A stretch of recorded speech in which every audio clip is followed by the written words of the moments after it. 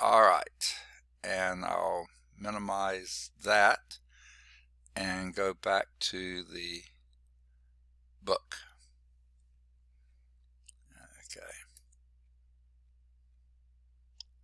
Okay, I'm going to scoot you a little bit further to the left here.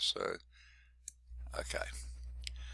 All right, if you don't have any questions or issues, then let's just pick up where we left off last time. Last time we started example 3. It says solve this equation. Now that doesn't look, and it's an initial value problem, this differential equation. It sure doesn't look like it's a in exact format. It's not, but hey, not separable. These down here could be separated. These up here, not so easily. No way. Okay. And it's definitely not linear. Okay. Nowhere close to being linear either. Okay. So we are left with exact. So let's get it into an exact format. So multiply this denominator by your dy's and multiply this dx by that numerator, and then flip some signs around. And what they did, opposite of what we did, what I did if I recall, they flipped these two signs around and made the cosine x sine x minus xy squared times dx. Oh, here comes somebody, but I can't see who it is. It's Miguel, but I can't. Wait, maybe I can get him in now. I'm going to try. There, I did. Okay, or Jesus. So he's here.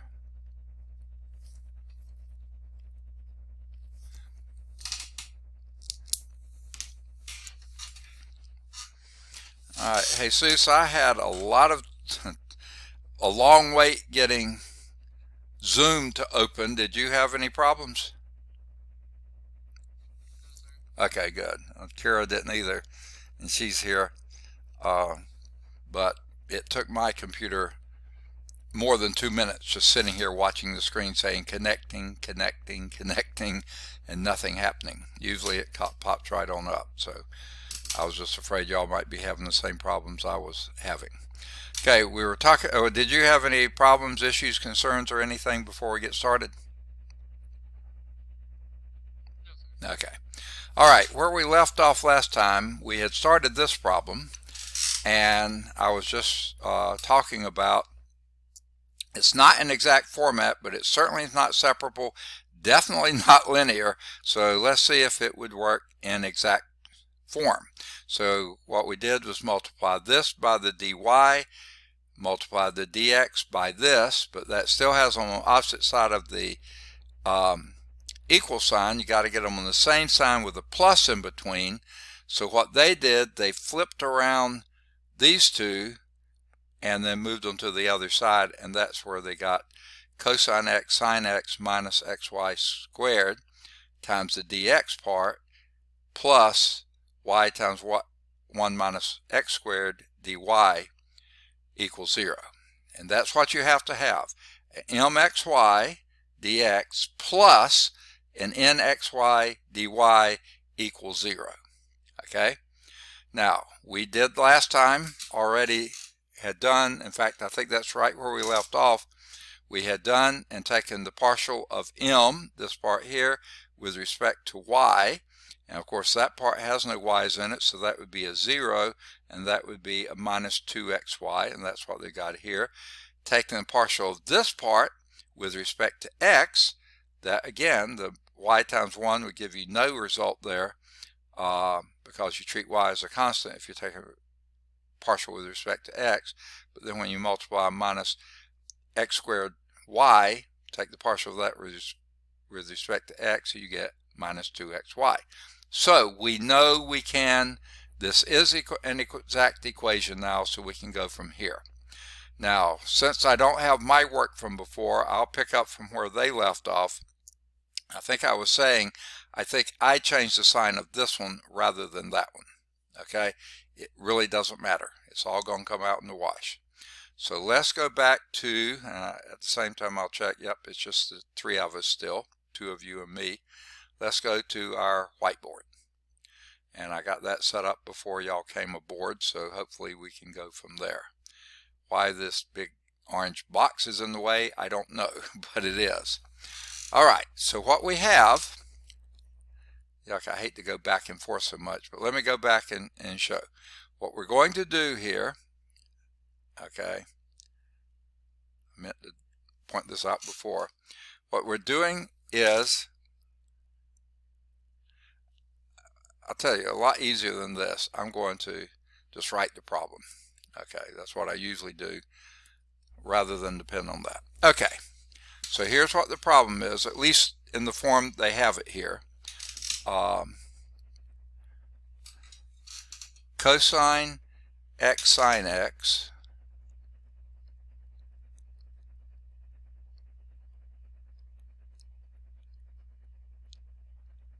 minus xy squared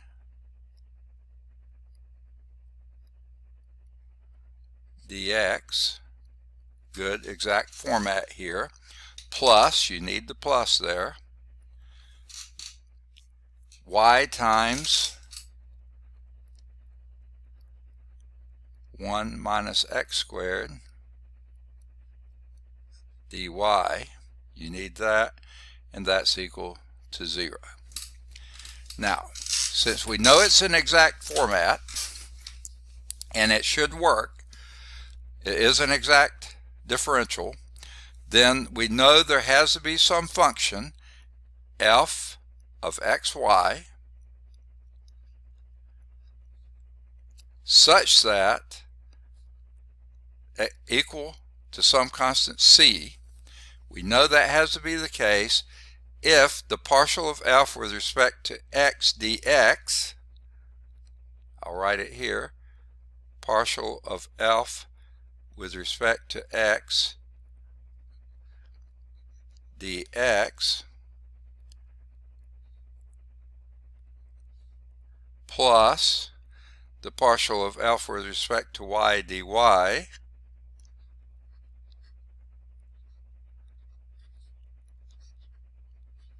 and then you take the derivative of this and you get a 0.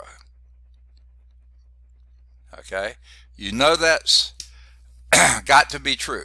If there is a function f of xy, and we know there is an exact differential equal to some constant c, then this would be the case. Well, if that is the case, then either you can start, you're going to use them both anyway. If I could find my pen, there it is. Setting this equal to that, or this equal to that. Now, frankly, just because of the appearance of it, I'd say let's go with the latter. Let's do that one. So we'll start with there and say, if there is a f, we know there is, then the partial of that f with respect to y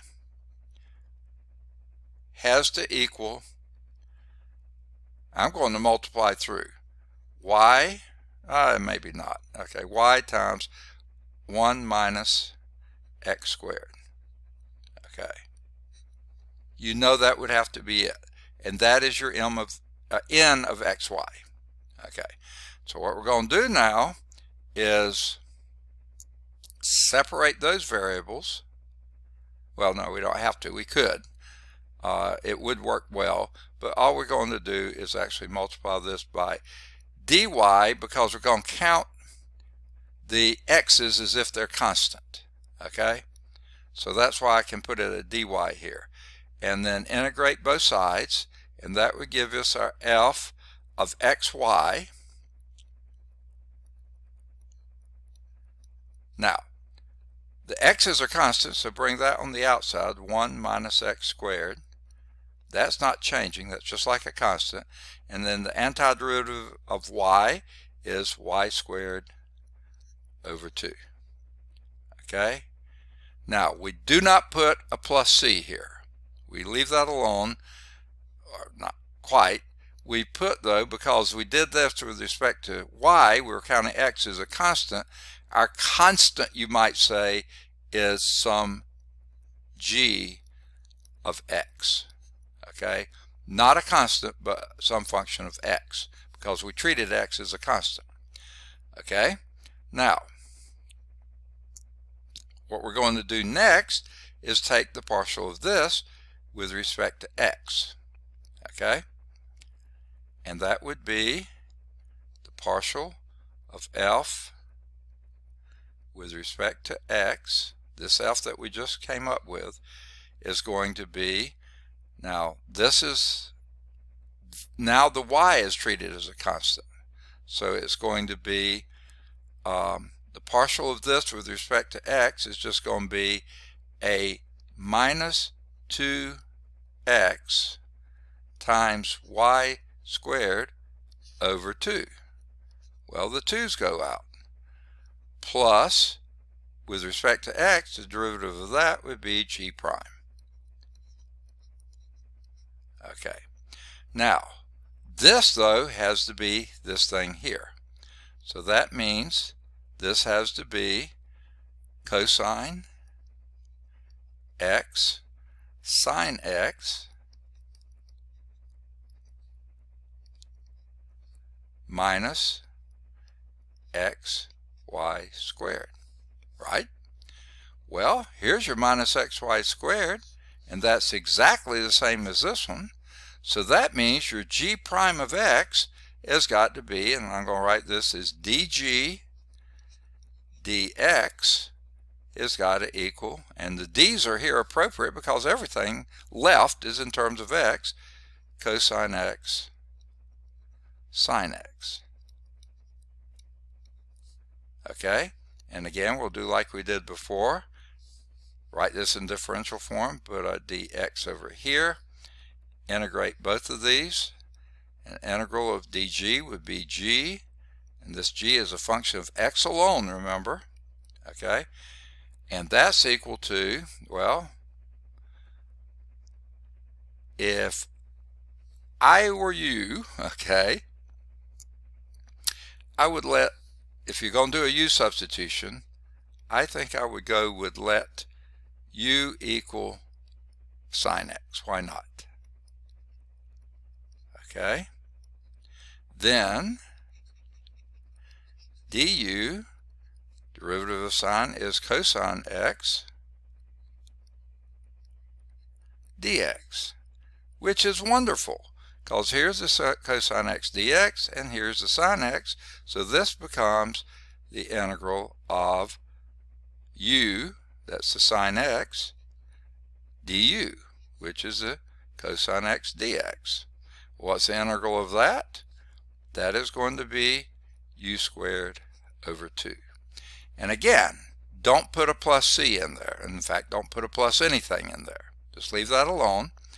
And what does that tell us? That your g of x, we want it in terms of x now, not in terms of u. So plug back in, what is that? That's sine squared x over 2. So g of x is equal to 1/2 sine squared x. Okay, so with that in mind, our f of xy is equal to 1 minus x squared times y squared over 2 plus 1/2 sine squared x. Okay, and guess what that's equal to? That's not what we're interested in, f of xy. We need that, but that's not your answer. Your answer is to set this thing equal to c. Now, since you have a 2 in here and in here, we can multiply everything by 2 and make this 2c, or just make that a new constant here.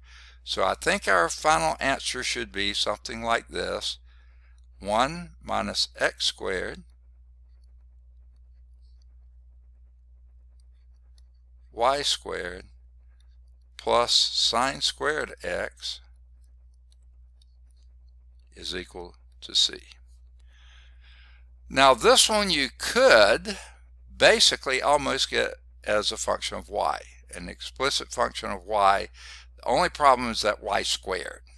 Okay, so you're going to have a plus or minus.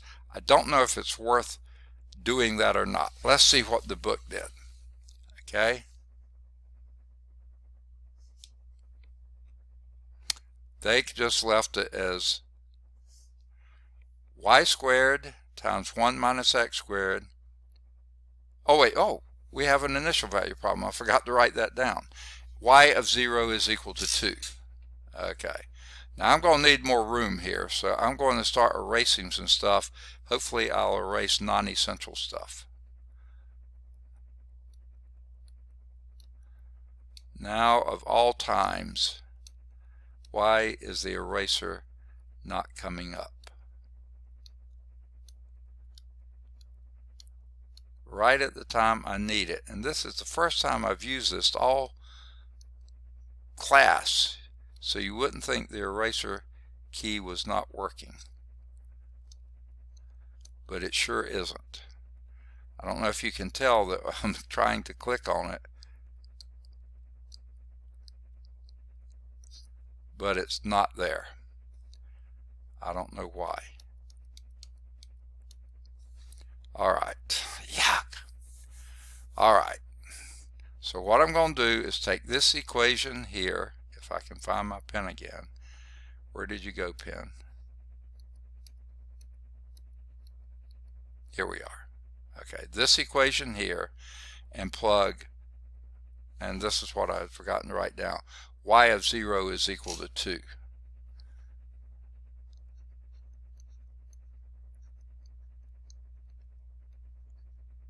Okay, so I'll plug 0 in for x and 2 in for y. So 0 for x here just gives us a 1. That's pretty easy. And 2 squared is 4. Plus sine of 0 is 0. So it looks like your c is equal to 4. C is equal to 4. Because sine of 0 is 0. So let's plug that in. And what do we have? 1 minus x squared times y squared plus sine squared x is equal to 4. Now let's see if that's how they left it. How did they get? Okay.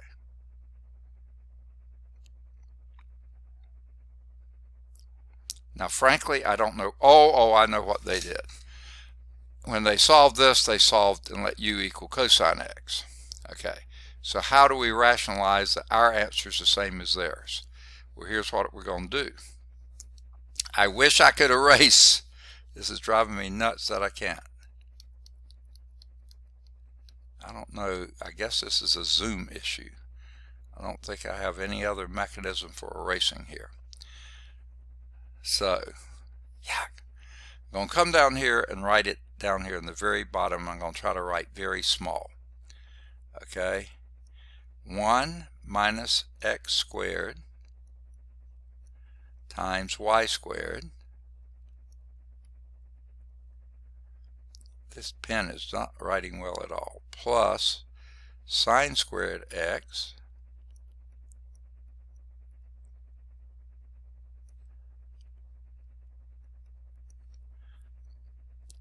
is equal to 4. Okay, now I'm going to rewrite that as 1 minus x squared y squared plus 1 minus cosine squared x is equal to 4. Okay, notice what I did.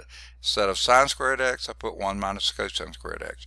Your basic Pythagorean identity. Okay, now what we're going to do is subtract 1 from both sides here, and that leaves 3 there. So our final answer, to conform with what the book has, is 1 minus x squared y squared minus cosine squared x is equal to 3. That's the answer they have in the book. Guess what? Ours was just as good as theirs. There's no difference between these two forms except how they look. They represent the same angles, okay, the same everything, okay? Now,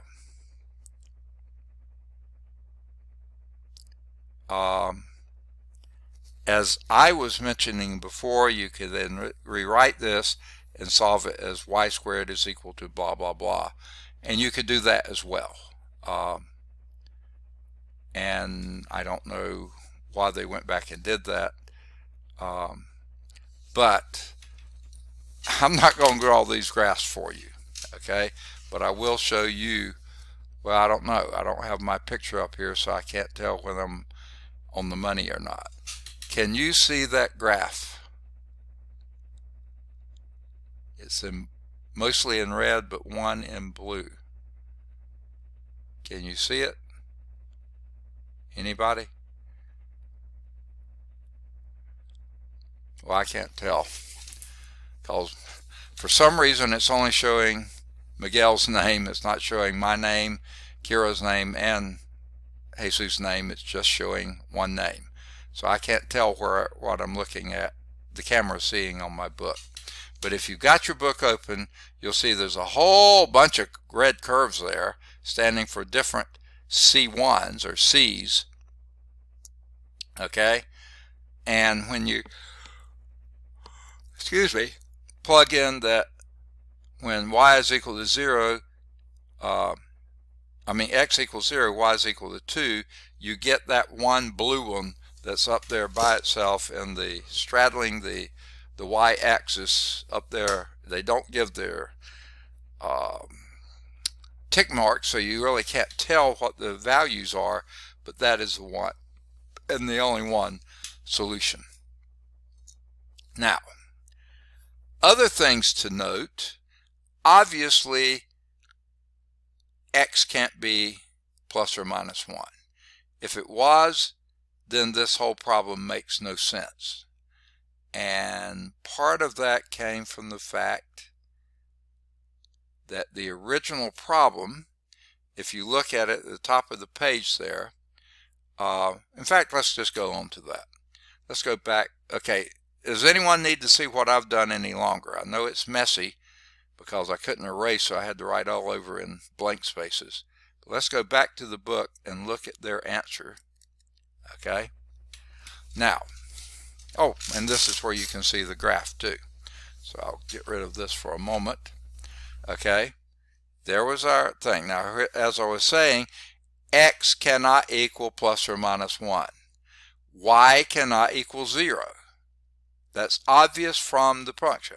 X can equal 0, y can equal 2, but y can't equal 0, nor can x equal plus or minus 1, just by the way the problem's written. So when we come down to a solution, or a family of solutions, notice here, y is never equal to 0. It comes close to it, but never gets there. Okay? Whoa, James is here. Good deal. Okay, let me get James here. My headset is caught. So we got every other student. The odd students are here. 1, 3, and 5. We're missing 2 and 4. That's Ryan and Jemanuel. Okay. Now I wonder if Jemanuel's having the same problems he had in Cal 3. Boy, he had a tough time getting in. So James, if you've just gotten here, which I think you have, we're in Chapter 2, First Order Differential Equations, 2.4 Exact Equations, and we're on Example 3 on page 68. And that's what we're going through here. Here was the graph of your family of solutions. Y can't be 0 because, now you can't see it here. Jesus, you're in the way. I'm going to move you up here just for right now. Okay? And then I'm going to move, I probably better do it here. You see, in our original differential equation, y can't equal 0 and x can't equal plus or minus 1. So, come down here to the graphic, and you see that y is never equal to 0. It comes close to being 0 at places, but every one of these places it looks like it crosses, you really should have an open circle there. It's either above or below, but can't be 0. Now the 1s are more, I guess, obvious, because everything, when you're going to plus or minus 1, plus 1 you have a vertical asymptote here and here, minus 1 you have a vertical asymptote here to there. So x can't be plus or minus 1, y can't be 0. That shows up here. The one and only solution we had was when x equals 0, y is equal to 2. There is the one and only one curve where that fits. Again, it has a vertical asymptote at plus 1 and minus 1, and it's defined everywhere else. So this here, the interval of integration here is only from minus 1 to 1, exclusive. You can't be minus 1, you can't be plus 1. Those are parentheses around that. If you had had an initial condition out here, it would have had to be greater than positive 1. If you'd had a solution over here, that would have had to been less than negative 1. But we had a C that put us right in here, so we're in between minus and plus 1. All right, hopefully we beat that to death. Okay, I wish I could get there as a cursor. Okay, now I think it's warmed up enough. I'm going to have to turn on my ceiling fan.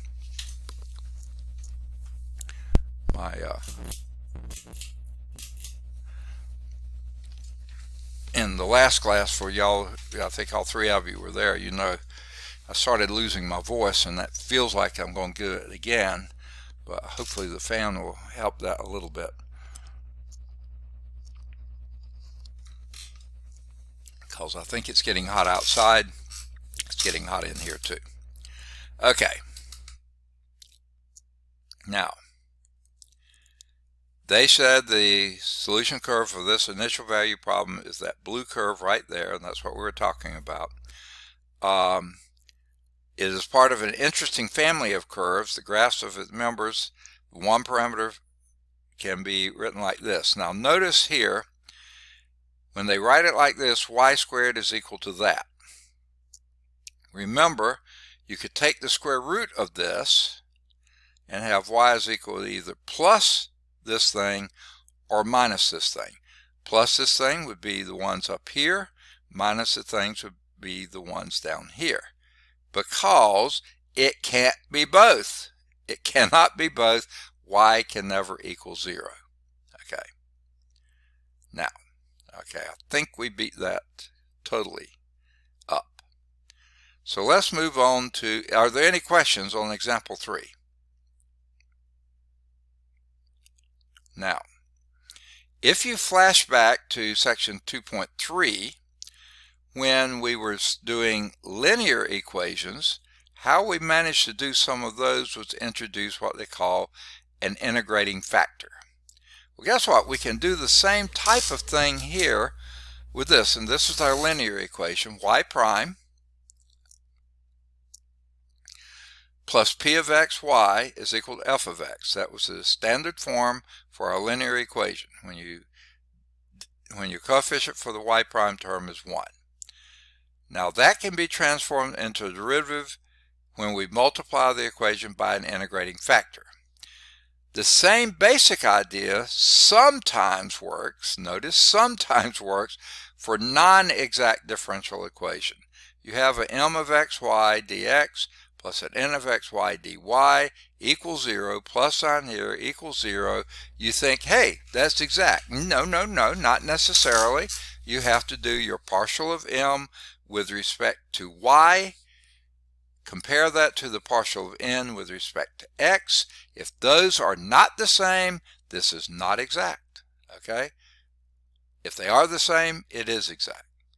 Well, sometimes you might be able to find an integrating factor, mu of xy, so that when you multiply that by m and n, you wind up with a perfect derivative. So what we would have to do then is multiply your mu of xy by m, the mu of xy by n, and of course mu of xy times 0 is going to give you 0. And you want that then to be an exact differential. So in an attempt to find that mu, excuse me, oh man,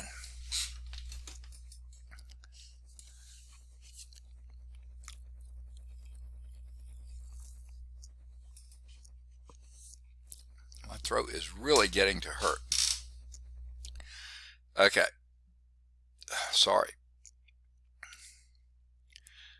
In an attempt to find that mu, we turn to the criterion for exactness. What? A criterion for exactness. Okay, and I'm going to keep from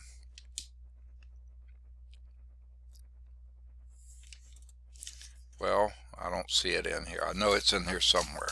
Okay. Oh, I know. It's the thing we were just talking about, the partial of m with respect to y. And it's not criterion 4, it's equation 4, which was the criterion for exactness. I thought, what in the world are they talking about here? Okay.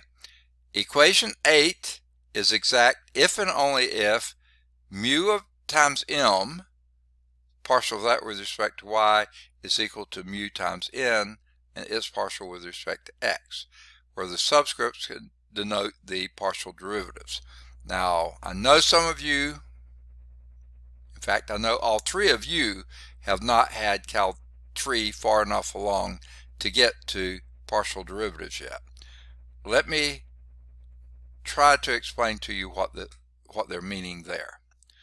I can't remember if we've done this yet or not. So let's go back to the whiteboard and let me describe what they're talking about. I'm going to clear this. All right to clear? Anyone need that any longer? Okay. Now, remember we've been doing things like this. The partial of m with respect to y, and those are the curly d's, and that's supposed to equal the partial of n with respect to x. Well, here's another way to have written that. Remember when we did derivatives like dm dy, we could write that as m prime, right? That would be another way of writing this. Or dn dx, another way of writing that would be n prime. That's on regular derivatives. Only one independent variable here, only one here. Partials, you have two independent variables, x and y. So for partials, the shorthand notation is this. M sub y, this would be equal to n sub x. That means a partial with respect to, okay? So that's the shorthand for these. This is the shorthand for derivatives. So the shorthand for partials are subscripted variables, meaning your independent variables. Your shorthand for derivatives, it's just your primes. First prime, second prime, third prime, and so forth. So that's what they're talking about here. Realizing y'all haven't seen that notation before, or I assume you haven't. Okay, so let me jump back here. That's what we mean by the subs here. The partial of the product of mu at m with respect to y is equal to the partial of the product of mu n with respect to x, where the subscripts denote which partial derivatives you're doing. Now, if you expand this thing and that thing, okay, you get mu sub x, product rule just like before. Okay, they flip sides on it too. Okay, oh no, here they do. Mu, the first, times the root of the second, partial derivative, m sub y, plus derivative of the first times the second, m times mu sub y, is equal to, on this side, mu n sub x, first times derivative of the second, partial derivative of the second, plus the second times the derivative of the first, mu sub x n. All right, now, what are they doing now? Let's get every term that has a partial with respect to mu on one side and get the two terms that have mu's alone on the other side. So what we're going to do here, they've sort of skipped some steps here, but they do, here you have m sub y times mu, and then you have a minus n sub x times mu. So that's where you get the m sub y minus n sub x times mu, if you subtract this from that side, okay? Now, that means you have to move the ones that don't have mu's by themselves, in other words, that have partials with respect to mu, move those to the other side. So that gives you mu sub x n minus mu sub y m, and that's what you got here. Okay. Now, that's a mess. It's a big mess, and it just seems like it keeps getting messier.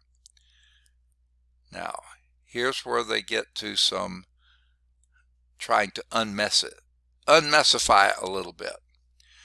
Although your m, your n, your m sub y, and your n sub x. So let me go back. The m, the n, the m sub y, and the n sub x, okay, are all known functions of both x and y. The difficulty here is determining that unknown parameter, the unknown integrating factor, mu of xy, from this. Because here you have mu, and here you have partial of mu, okay? Now,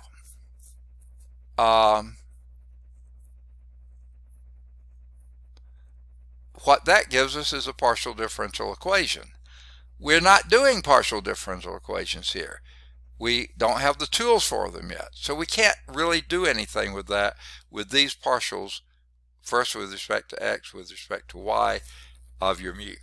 Okay? So it's going to be hard to satisfy this. Okay? Since we're not prepared to do that by any means, we'll make a simplifying assumption. Okay? Let's just suppose that the mu is not a function of x and y, but only a function of one variable. Okay? So for example, let's say that mu depends only on x. In this case, mu sub x is equal to d mu dx. Okay? And mu sub y would be 0 because there's no dependence of mu on y. So if you bring those into play, then what you have here is, see, you lose your d mu dy right there. It's gone. So this term right here is gone. Okay? So what do you have left? D mu dx is equal to m sub y minus n sub x times mu divided by n. That's it. Okay? Mu m sub y minus n sub x divided by n times mu. Okay. Well, guess what?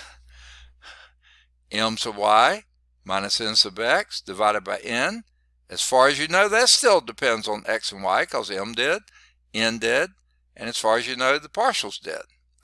However, if after all the obvious algebraic simplifications are made, the quotient turns out to be solely dependent on x, then this is a first order differential equation. Okay? And we can finally determine mu because that if everything on this side depends on x alone, not on y, but on x alone. Sorry, my throat's still hurting. It's getting tiring.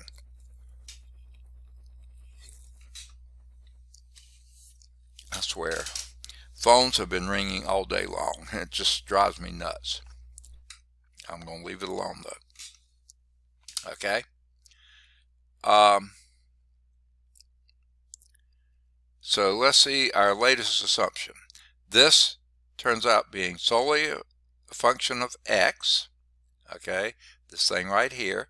Mu is only a function of x, so you can move your dx over here, write it in differential form, and then integrate this and you get mu, and integrate this and you get a function of x.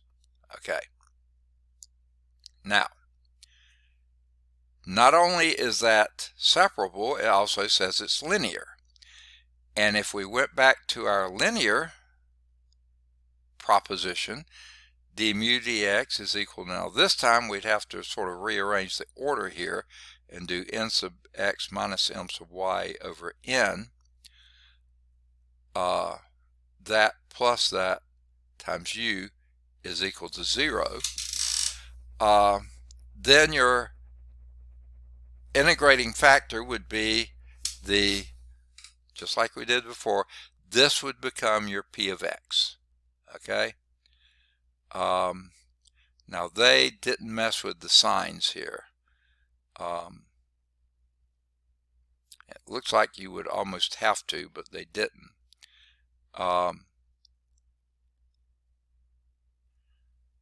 Now, so in other words, you get that as an integrating factor. Looks, that's your p of x, integral of that, then raise that to the e. Okay. If that didn't work for you though, try it the other way. And let's then assume that mu is a function of y alone, and that these things are a function of y alone, and that's time mu. Okay, in that case, all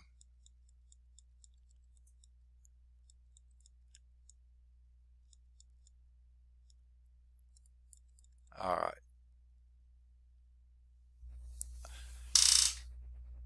If that turns out to be a function of y alone, then you can solve for mu, and once you do that, you then plug in that differential equation. It wasn't exact, by multiplying either by your mu of x or your mu of y.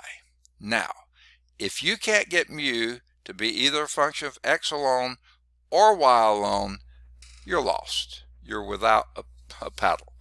Okay? I won't say what creek you're up, but you're up a creek. Okay? So here's the test. You already know what m sub y was. You did that when you first tested. You already know what n sub x was. You did that when you did your test. So you already got these things done. Do m sub y minus n of x and divide by n. See if you eliminate the y's and wind up only with x's. If you do, go for it. Integrate that. You got it. Okay? However, if you don't, if that doesn't come up as a function of n of x alone, then reverse the order. Do your n sub x that you already have, minus m sub y, which you already have. This time divide by m, which you already have. See if that comes up being a function of y alone. If it does, integrate it, and you got it. If neither of those work, nope, you're not going to find an integrating factor. Okay? So let's do one where they claim we do have that. Here's a nonlinear first order differential equation. xy dx plus 2x squared plus 3y squared minus 20 dy equals 0. Okay, that's going to be it. So let's go to the whiteboard. All right. I am feeling a little bit better, but not great. Okay. Throat just hurts too badly. Not quite as bad as it did a while ago, though. All right.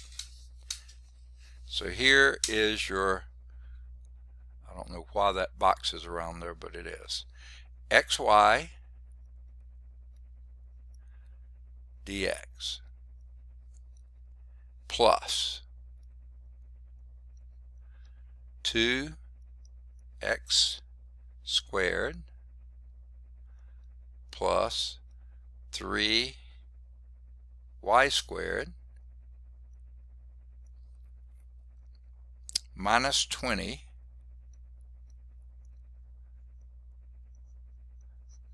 dy is equal to 0.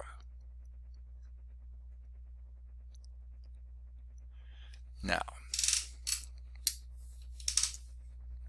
let's just think for a moment before we get too bogged down here. This right here looks like there is a chance for separating variables. This right here wipes that out completely. No way you can separate the variables. Well, how about linear? This would suggest maybe you can make it linear. This suggests no, you can't. Okay, so it's not linear. Well, then is it exact? Let's see if it is. Your test is partial of m, that's this thing, with respect to the opposite variable y, and that's equal to x and x alone. Your other situation is the partial of n, which is all this thing, with respect to x. That is one ugly x. Okay. Is equal to 4x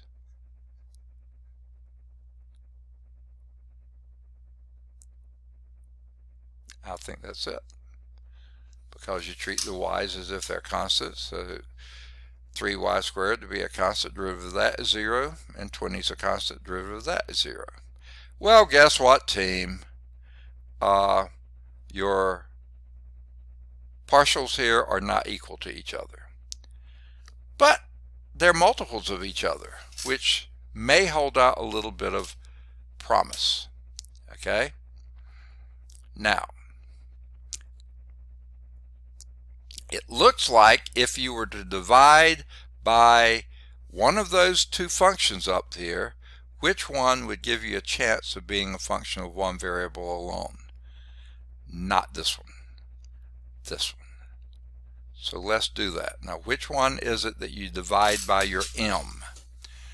Dividing by the m here is the n of xy minus n of x minus m of y.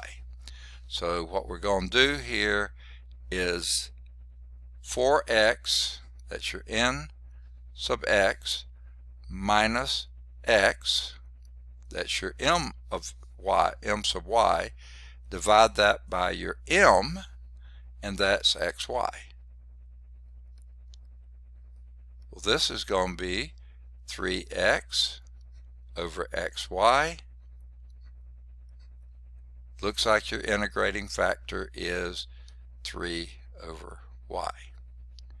What do we do with that integrating factor? Well, wait, it's not an integrating factor. It looks like, well, what did they call it? They call it the integrating factor. Sorry, I was thinking they would. What do you do with that? You take, oh, and I left off my dy. Okay.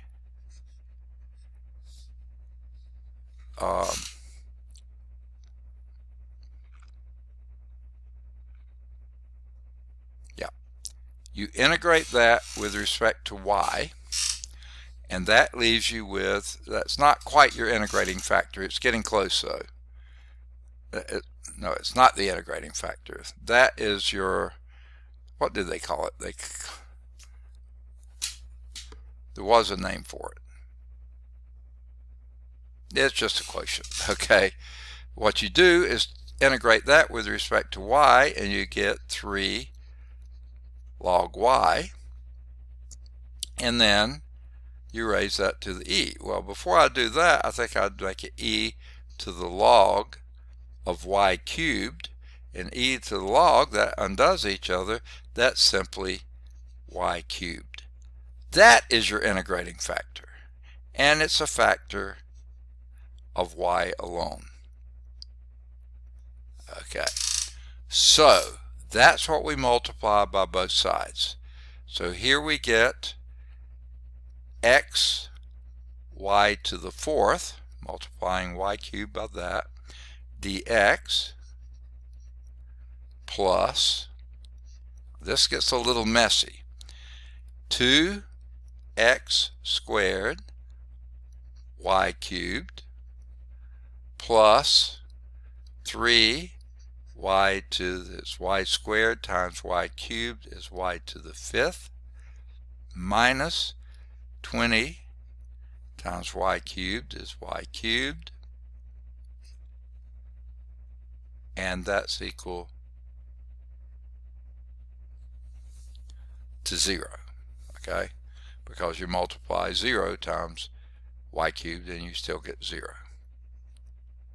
Okay, now let's go back and check and see if what we did was right.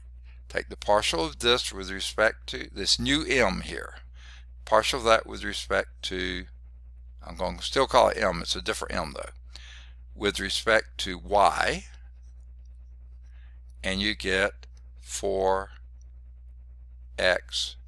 y cubed. Okay, so do the same thing here with respect to x. The partial of this new n with respect to x, that's going to be 4x y cubed. 4x y cubed plus 0 plus 0. Hey, that works. Okay, my throat doesn't work, but that works. Hold on a moment. I'm almost out of this Coke.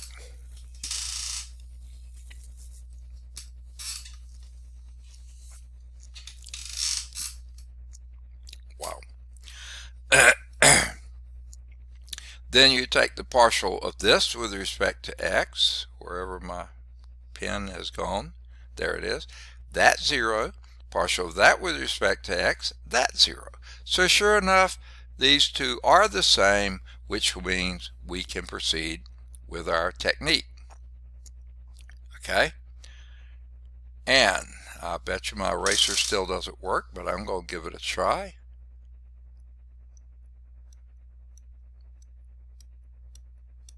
No, it doesn't. It aggravates me. I have no idea why. Sometimes it works and sometimes it doesn't.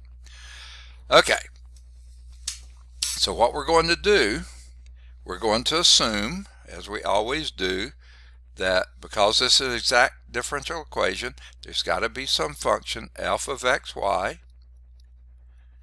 equal to some constant c such that the partial of f with respect to x dx plus the partial of f with respect to y dy is equal to the partial of z, which is 0 with anything. Okay, and if that's the case, okay, I don't know what just dinged, but something dinged. Maybe it means I've got an email coming in. I don't know what it means. Okay, I'm going to kind of move Kara out of the way. Maybe somebody left. I don't know. I don't know why I've just got one picture up here. Let me just make sure nobody else is coming in. Now I've just got the 3 of you. 1, 3, and 5. Still don't have the evens. Okay. Ryan or Jemanuel. Okay. Jemanuel had trouble getting in the first class, and he may be having trouble now.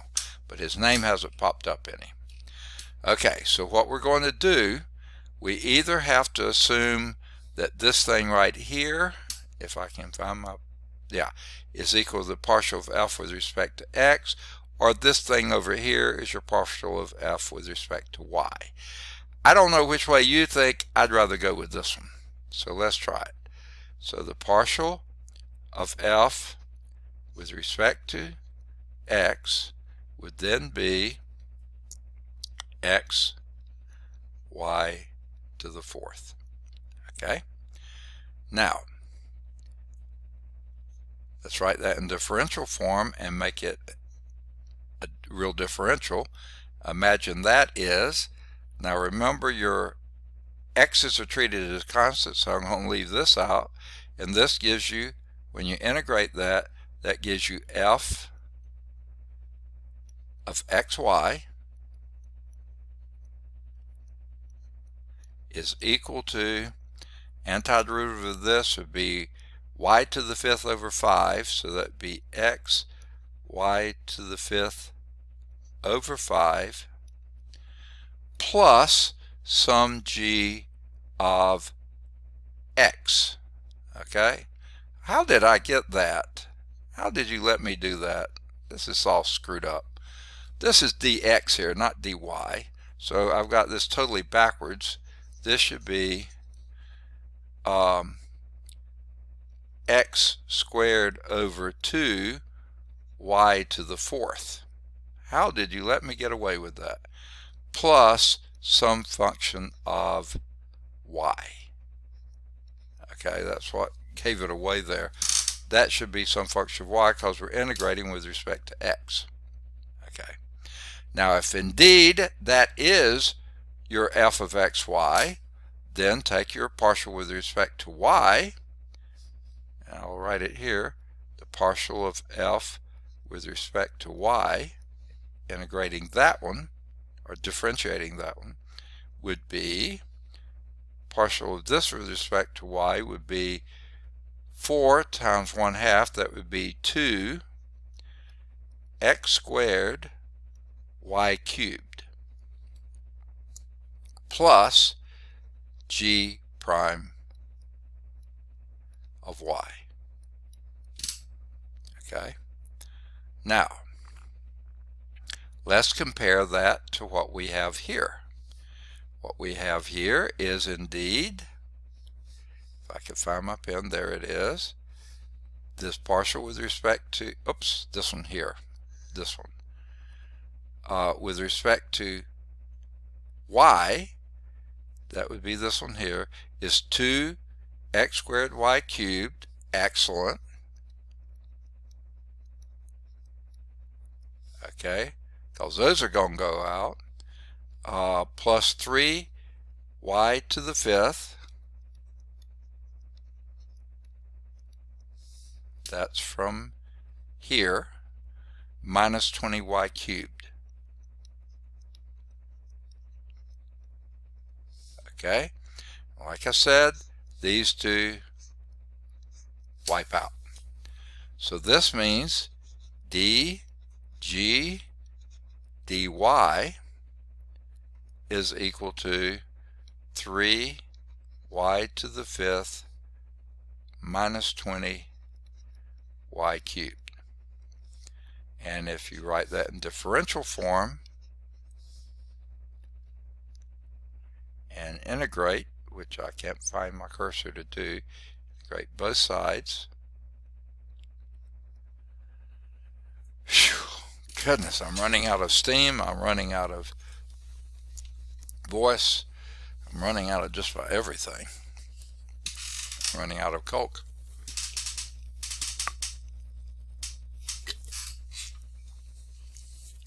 Okay. Now, integrating this is UG as a function of y is equal to, the integral of this would be, this would be y sixth over 6, so that would be 1/2 y sixth, and this one would be y minus 20, y 4 over 4, so that's minus 5 times y to the fourth. Okay, that's your g of xy. Now, I'm trying to find some room on the thing here to write down my answer. And I think the only place I got is right up here. So this thing here, I'm going to bring up here and make my f of xy equal to, and that was x squared y to the fourth. I'm going to write it as 1/2. That's a little bit neater looking. If I could find my pen, there it is. 1/2 x squared y to the fourth. Okay, I've lost it now. There it is. Plus your g of y, which we just found, is a 1/2 y to the 6 minus 5 y to the fourth. Okay, that's not your answer. Your answer is that thing is equal to your arbitrary parameter c. Now, just to make things look a little nicer, I'm going to multiply everything by 2. And that will give us an x y squared, x squared y fourth. I can't talk. I'm writing it right, but can't talk. Plus y to the 6 minus 10 y to the fourth is equal to the new value c. Okay. Now that's, believe it or not, you could separate out the, no you can't. I was going to say you could separate out the y's, but you can't. So that's going to be an implicit form. Okay. Let's see how the book did. That was example 4, and they left the 1/2 in there. I don't know why, but x squared y to the fourth plus y to the 6 minus, they did minus 5, I did minus 10, y to the fourth is equal to some constant c. And that does indeed give us our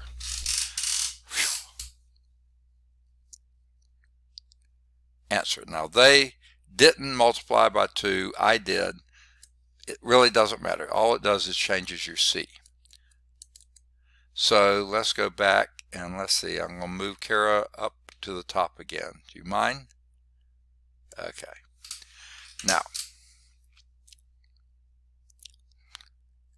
that was not exact. We did the,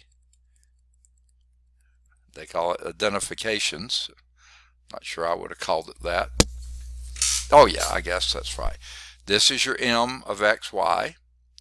That's your n of xy. When you do the partial of m with respect to y, you just get an x. When you do the partial of n with respect to x, you get a 4x. Okay. Now, they say that first quotient, that would be subtracting m sub y minus n sub x over n. Obviously, you're not going to eliminate anything there. But it really looks promising to do the, oh, and they showed this, and that doesn't give you a function of x or y alone, so no good, okay? But if you use the other one and do the n sub x minus m sub y, that's going to be pretty simple. 3x divided by m of xy, your x's go out and you get 3 over y. The integrating factor then is you first, sorry, man, this time it's just because I need to cough.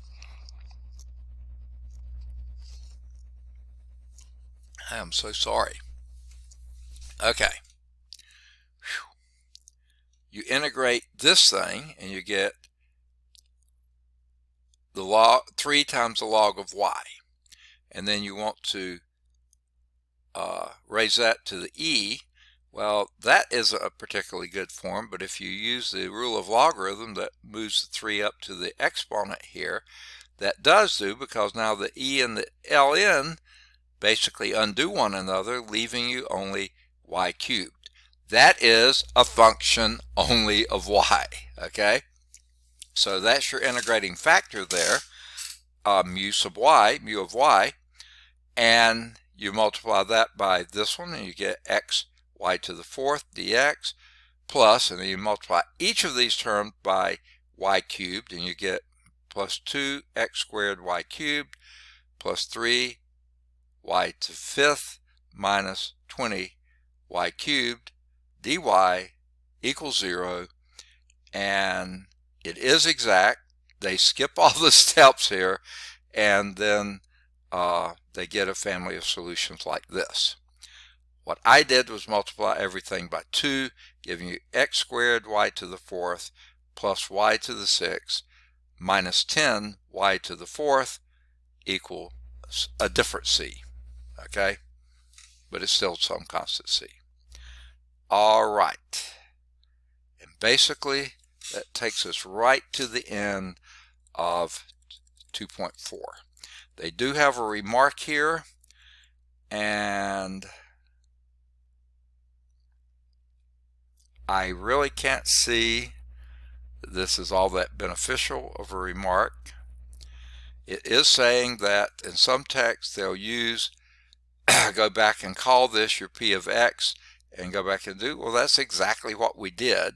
So whether they call it that or not, we are still doing it. And anyway, they go back and really use it. So exercise 2.4. Do any of the odds that are in the back of the book, okay, of 1 through 19. There's 1 through 13 listed there and 19 there. So you scoot on down a little bit more and you see 1 through 15 and 19, 1 through 17, we just lost 19. So any of those, one or more, the answer's in the back of the book. Then do any of the odds 21 through 25, who you can find answers in the back of the book. Those are initial value problems. These were not. These are going to have, you will still have a C. These you'll solve for your C. Then do 27.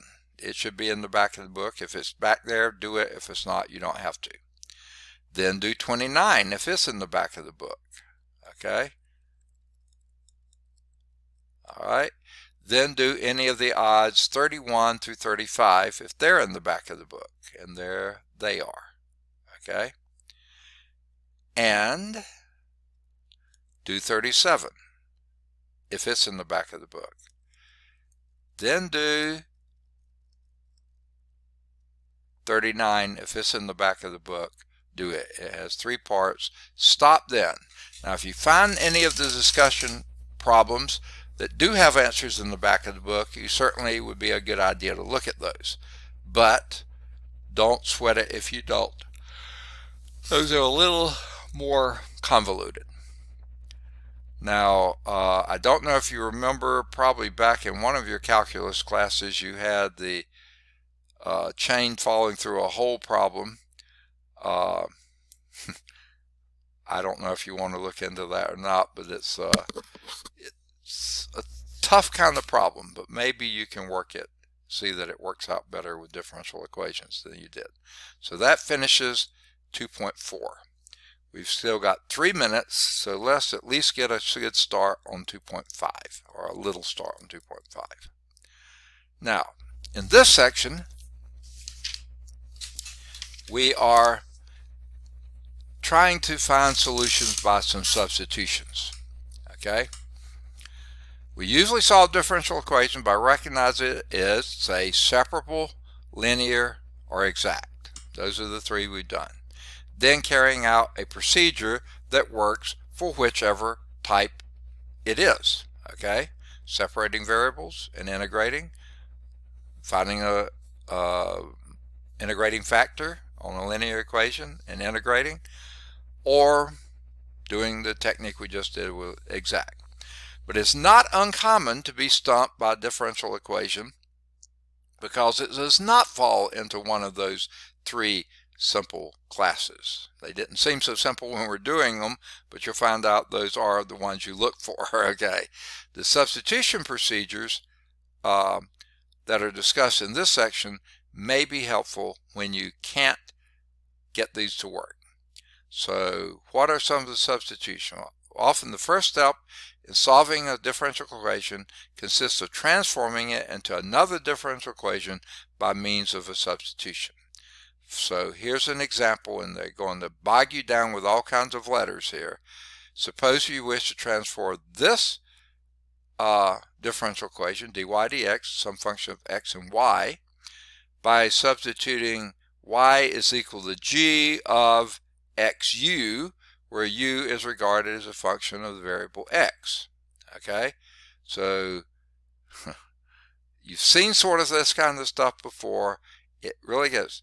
If g possesses a first partial derivatives, okay, again, we're using partial derivatives, but these are not partial differential equations. You're just using partial derivatives to do it. Then by the chain rule, so now you have dy dx is this f of xy, but you're going to make y g of x and u, where u is a function of x only. Okay, so if you did the partial of a derivative of y with respect to x, it would be the partial of g with respect to x dx, which is just partial of g with respect to x, plus the partial of g with respect to u times du dx. That you have to leave in there because you've assumed u is a derivative of x. So these two are partials because g is a function of two variables, independent variables, but the second independent variable is a function of x. This one is x, so that goes 1. So here's what we got. Dy dx is equal to g, and again we go to the subscript notation, g sub x of xu plus g sub u of xu du dx. Okay, we've just run out of time. So what we're going to do, find where we are here, and we're going to start right there, kind of in the middle of the page here, page 72, and that's where we'll pick up next time. We didn't get far enough along for any examples there, but we are moving along. So we're going to do these solutions by substitution.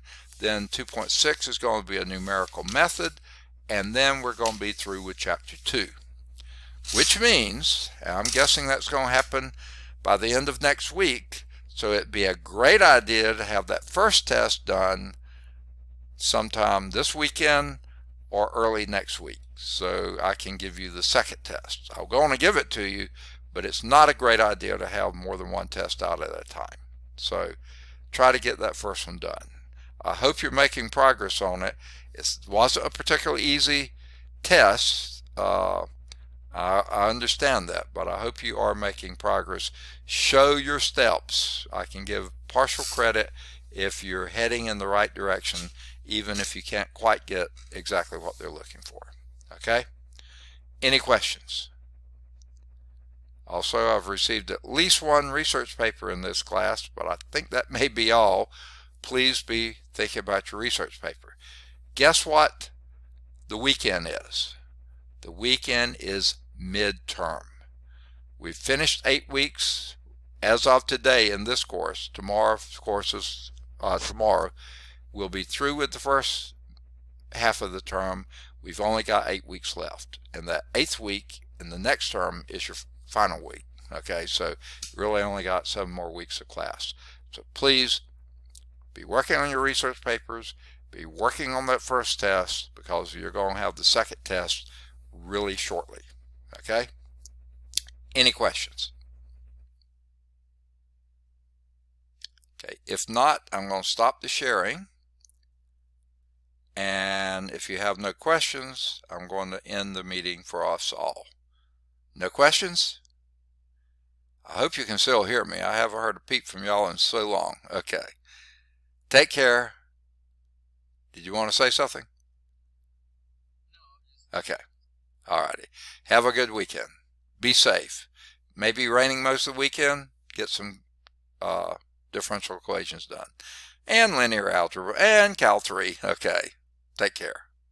Bye-bye.